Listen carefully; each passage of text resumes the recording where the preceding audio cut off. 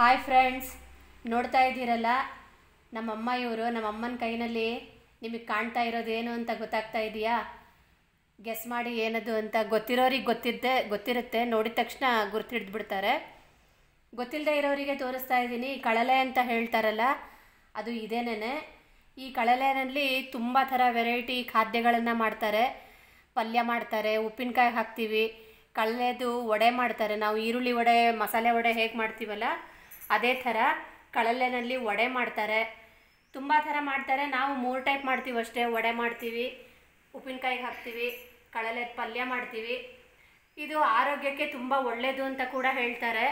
ವರ್ಷದಲ್ಲಿ 1 ಸಲನಾದರೂ ಇದನ್ನು ತಿಂದರೆ ಸ್ಟಮಕ್ಕಲ್ಲಿರೋದು ಮತ್ತು ಇಂಟೆಸ್ಟೈನಲ್ಲಿರೋದು ಏನಾದರೂ ಸಿಕ್ಕಾಕ್ಕೊಂಡಿರೋದು, ಕಟ್ಕೊಂಡಿರೋದು ಎಲ್ಲ ವಾಶ್ ಮಾಡುತ್ತೆ, ಕ್ಲೀನ್ ಮಾಡುತ್ತೆ ಅಂತ ಇದ್ರ ಗುಣ. ಅದಕ್ಕೇನು ಹೇಳ್ತಾರೆ, ಹೊಟ್ಟೆನಲ್ಲಿ ಏನಾದರೂ ಕೂದಲು ಸಿಕ್ಕಿದ್ರೆ ಅಥವಾ ತುಂಬ ಕಾನ್ಸ್ಟಿಪೇಷನ್ ಇರೋರಿಗಾಗಲಿ ಯಾವುದಕ್ಕಾಗಲಿ ಇದರ ಪಲ್ಯ ಇದನ್ನು ಉಪಯೋಗಿಸಿದ್ರೆ ಹೊಟ್ಟೆ ಚೀಲ ಕ್ಲೀನ್ ಆಗುತ್ತೆ ಅಂತ ನಂಬಿಕೆ ಇದು.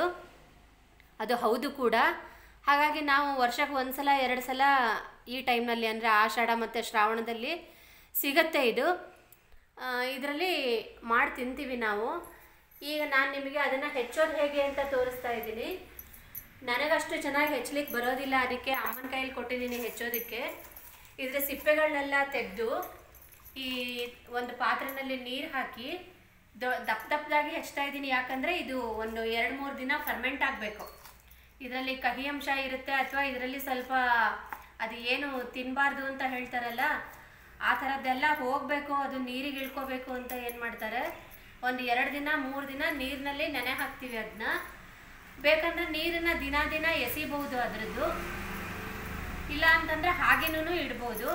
ಅಟ್ಲೀಸ್ಟ್ 2 ದಿನನಾದರೂ ಅದನ್ನು ಕೊಳೆಯೋದಕ್ಕೆ ಅಥವಾ ನೆನೆ ಹಾಕೋದಕ್ಕೆ ಅಂತ ಹೇಳ್ಬೋದು. ಬಿಟ್ಬಿಟ್ಟು ಆಮೇಲೆ ಅದನ್ನು ಕ್ಲೀನಾಗಿ ನೀರೆಲ್ಲ ತೆಗೆದು ತೊಳೆದು ಸಣ್ಣಕ್ಕೆ ಹೆಚ್ಚಿ ಎಲ್ಲ ಮಾಮೂಲಿ ತರಕಾರಿ ಪಲ್ಯ ಎಲ್ಲ ನಾವು ಯಾವ ಥರ ಮಾಡ್ತೀವಲ್ಲ ಆ ಥರ ಮಾಡ್ಬೋದು. ಇವತ್ತಿಗೆ ನಾವೇನು ಮಾಡ್ತಾ ಇದ್ದೀವಿ, ನಾಳೆ ಬ್ರೇಕ್ಫಾಸ್ಟಿಗೆ ಅಂತ ಅಂದ್ಕೊಂಡಿದ್ದೆ. ಆದರೆ 2 ದಿನ 3 ದಿನ ಇಡಬೇಕಲ್ಲ. 3-4 ದಿನ ಆದಮೇಲೆ ನಾನು ಪಲ್ಯ ಮಾಡೋದು ಹೇಗೆ ಅಂತ ತೋರಿಸ್ಕೊಡ್ತೀನಿ ನಿಮಗೆ ನಮ್ಮ ವ್ಲಾಗ್ನಲ್ಲಿ. ಮರೀದೆ ನೋಡಿ.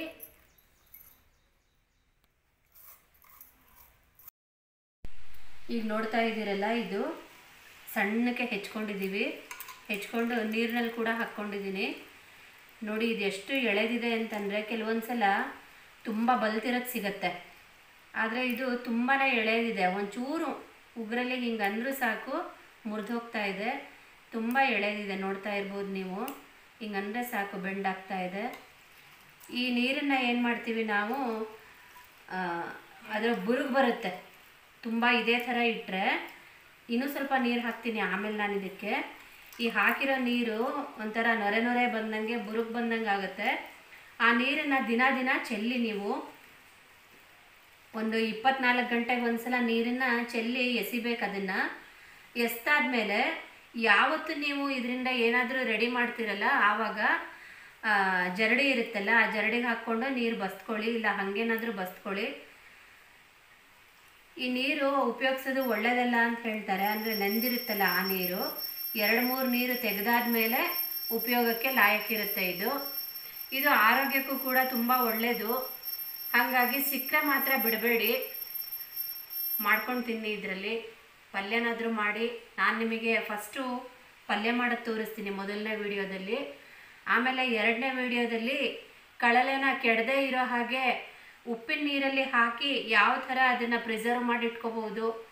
ಬೇಕಾದವಾಗ ಉಪ್ಪಿನಕಾಯಿ ಹಾಕ್ಕೋಬೋದು, ಹಾಗೆ ಬೇಕಾದರೂ ತೆಗೆದಿಟ್ಕೋಬೋದು. 1 ವರ್ಷ ಬೇಕಾದರೆ ಕೆಡದೇ ಇಡ್ಬೋದು ಇದನ್ನು.